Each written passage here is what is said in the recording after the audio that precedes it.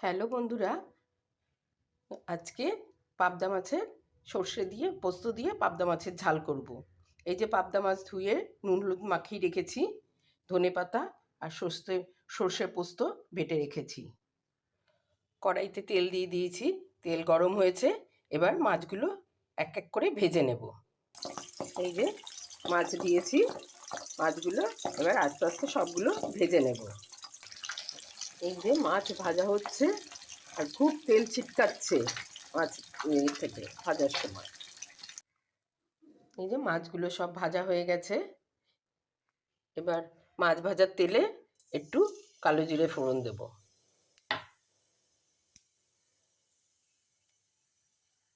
এবার সর্ষে পোস্তটা দিয়ে দিলাম।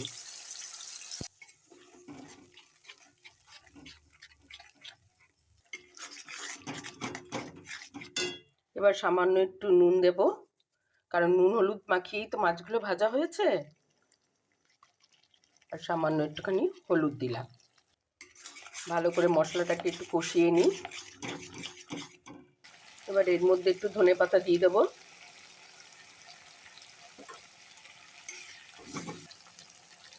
মশলা কষানো হয়ে গেছে, মশলা থেকে তেল ছেড়ে দিয়েছে।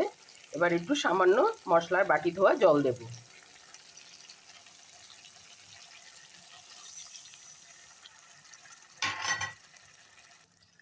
এবার একটু ঝোলটা একটু ফুটতে দেব, কারণ পাবদা মাছ তো খুব নরম, দিয়ে বেশি ফোটানো যাবে না। দেখো ঝোল ফুটে গেছে। এবার আস্তে আস্তে ভাজা মাছগুলো দিয়ে দেব।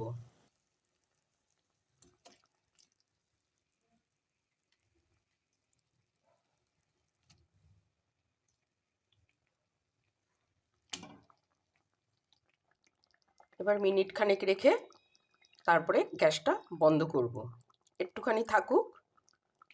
দেখো ঝোল ফুটে গেছে। এবার গ্যাসটা বন্ধ করে দেব। এবার ওপরে একটু কাঁচা সর্ষের তেল ছড়িয়ে দেব। দেখো বন্ধুরা, আমার মাছ রান্না রেডি। থ্যাংক ইউ এতক্ষণ আমার সঙ্গে থাকার জন্য। হ্যালো বন্ধুরা, আজকে পাবদা মাছের সর্ষে দিয়ে পোস্ত দিয়ে পাবদা মাছের ঝাল করব। এই যে পাবদা মাছ ধুয়ে নুন হলুদ মাখিয়ে রেখেছি, ধনেপাতা আর সর্ষে পোস্ত বেটে রেখেছি। কড়াইতে তেল দিয়ে দিয়েছি, তেল গরম হয়েছে। এবার মাছগুলো এক এক করে ভেজে নেব। এই যে মাছ দিয়েছি, মাছগুলো এবার